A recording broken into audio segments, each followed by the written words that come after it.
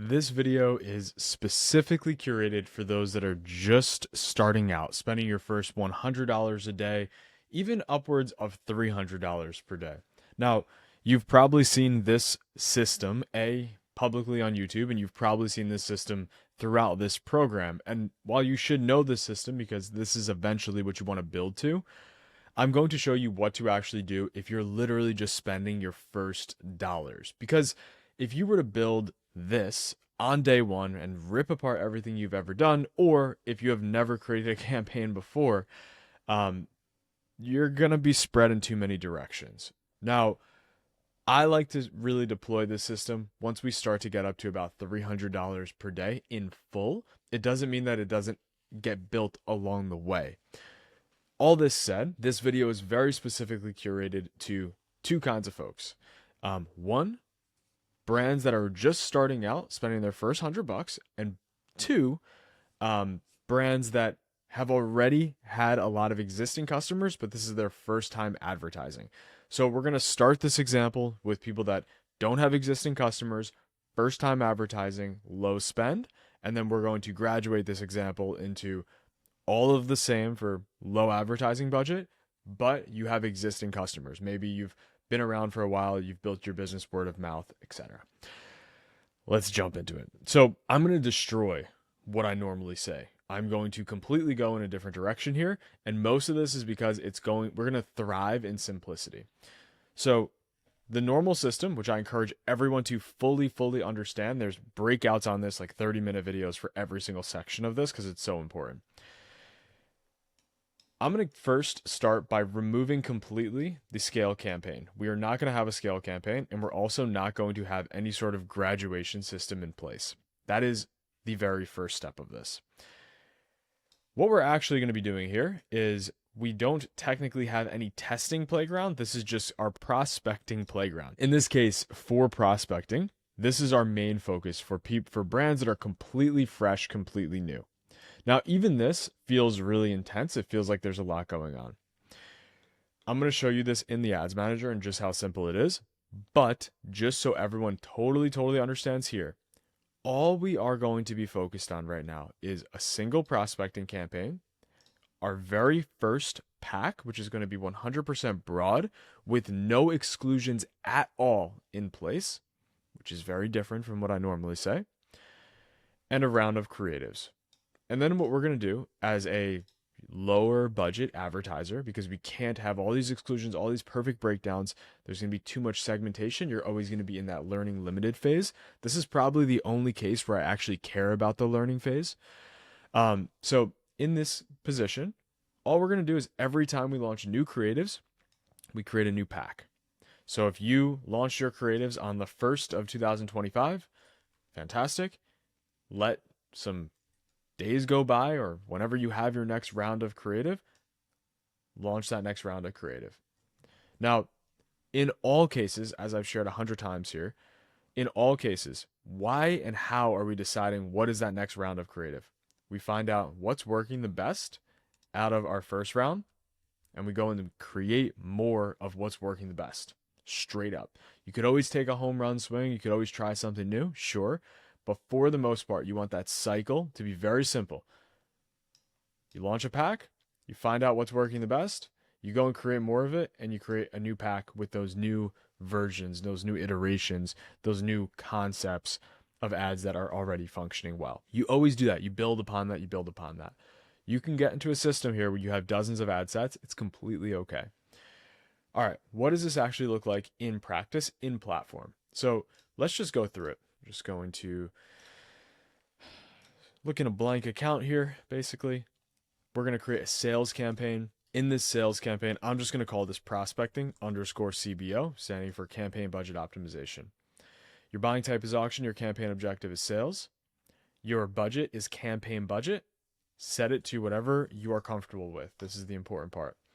What you can afford basically to lose is what you should be putting in here. This is your first days of advertising. You have to expect some failures.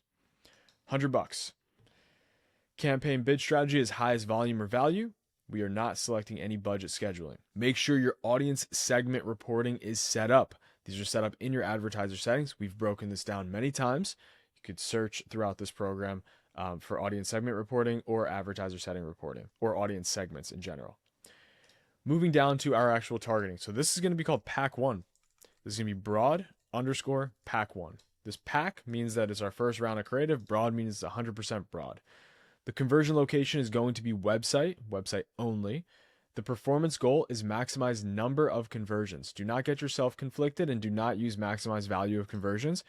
You need to give Facebook the easiest route to get you a conversion, and that's going to be number of conversions. Set your pixel properly. The conversion event is always purchase. No ifs, ands, or buts on this one. I've gone through this in the full settings guide. We always use always purchase. Very important. No cost per results, no value rules. Our attribution model is standard, and we are setting up 7-day click, 1-day engaged, 1-day view. Okay, this is the most visibility we can possibly get. The objective here, as you can probably see through everything I'm doing, is giving Facebook the most amount of signals to share all the information back to Facebook. This is going to give us, not necessarily over a long period of time, the absolute best result, but over the short period, first days, it's going to give the most amount of information to Facebook to allow them to find the right people to therefore actually drive purchases for your business. How you optimize on value, cost caps, etc. down the line, that comes, but it doesn't come when you're spending $100 a day. Budget and schedule, untouched. Audience. This is one of those points where everywhere else throughout this entire program, I'm going to give you very, very, very, very insightful information on how to use your audiences. I'll break things down like make sure you have exclusions, make sure you use single interest audiences, etc., etc. In this case, it's so simple. We're leaving this blank. We're not touching it. It should say Advantage Plus on. We're not making any sort of adjustments to anything here. The only time you really want to do any kind of very particular piece here, this is again the first $100, and keep in mind I'm going to go to the second version of this in a moment, is your minimum age. If you are a restricted product, set it to 21 plus or 25 plus, whatever you have to do. Otherwise, keep it at 18 plus. All languages are fine. Everything's fine. Placements are going to be on Advantage Plus. We're not touching our placements here either. We're not trying to drill down and remove anything. If we see our audience size, now it says my audience size is up to 161 million. I think that's actually something that is only happening because this particular account that I'm doing this demo on is a female brand, female oriented. And if it was a totally blank account, this would actually say up to 300 million. So just keeping that in mind, this should be huge. So this setup is very straightforward. And as I mentioned, you're going to create your ads down here. And when you go and create your next round of ads, you have that iteration ready. All you're doing is you're duplicating this ad set. So you're going to quickly duplicate this ad set. It'll create a copy of it. We're going to go to the top. We're going to call this pack 2. Keeping all the same settings, exactly the same. And obviously your ads will duplicate along with it. You could either delete your ads or edit your ads from there, right? So we just want to have new ads into the next pack. It's super, super simple. And I know, you're in this program probably to listen to very tactical advice. That is all packed in here. But I'm trying to give you what I really think is most important for the first $100 per day in ad spend. From my perspective, to add some validity to this, I could easily tell you to do something complex, and most people would probably follow it. But this is one of those cases where I'd rather say, forget my strategy, forget the system that we've created that works so well, because it's more important to do this right for a short period of time to then graduate to that. Okay. So in those early stages, right, you are creating this basic pack system. You could also play around with some interest groups in here as you continue to scale, but don't focus on it. The focus is broad. The focus is broad. The focus is getting the best creatives, creating more of them, and creating new packs of creatives over and over and over again. It's okay if you have 10 packs of creative or more. Totally fine. Now, I promised everyone a V2 of this. Let me just cut these out of here. So I promised everyone a V2 of this, right? You're spending $100 a day. You're spending a low budget overall, but you have existing customers. You built your business, say, on word of mouth or on different marketing modes, organically, let's say. So what I would normally suggest is this system right here, which is our retargeting and our retention buckets. Now, For retargeting and retention, in most cases, I have breakouts that I like. All of the breakouts, as I mentioned in the next upcoming videos, they're custom to each brand. However, for these breakouts, it is very, very important in the early days when you're only spending $100 to group as much together as possible. So let me show you kind of what this would look like. Now, ignoring the creative section here, I'm just going to delete that as I did. You're going to move your 14-day Facebook and Instagram engagers to a longer window. We need to expand these audience sizes. So this could be like 30 to 60 days Facebook and Instagram engagers, right? So this is the new version of what we're creating here. Wow, that's an ugly color. There we go. Facebook and Instagram engagers.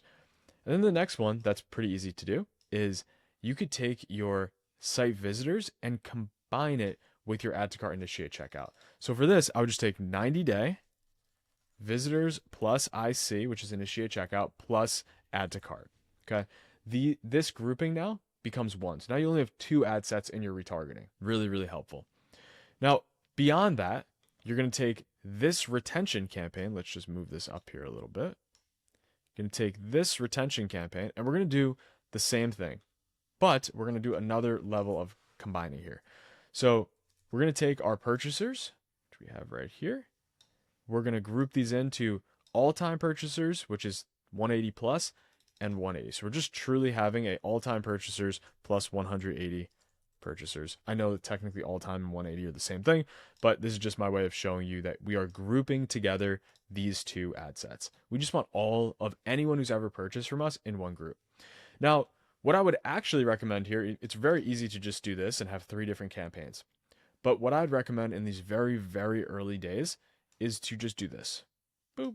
Now we have a retargeting / retention campaign grouped as one. Make sure that's clear. Retargeting / retention campaign grouped as one. And now what it looks like is quite simple because we get rid of all this. We now have this very simple group of 30 to 60 day engagers, which are people who've been to your Instagram, been to your Facebook, etc. We have site visitors, 90-day window of site visitors, anyone who's added to cart, anyone who's gotten to the checkout but not purchased, and then we have a big group of all-time purchasers. In the early days, you're gonna have these are such small cohorts, right? These are like 100 people, 500 people, like they're very, very small. And it's very important for us to allow Facebook to decide where that budget goes. Now, this is not your forever strategy. Your forever strategy is almost always going to be this.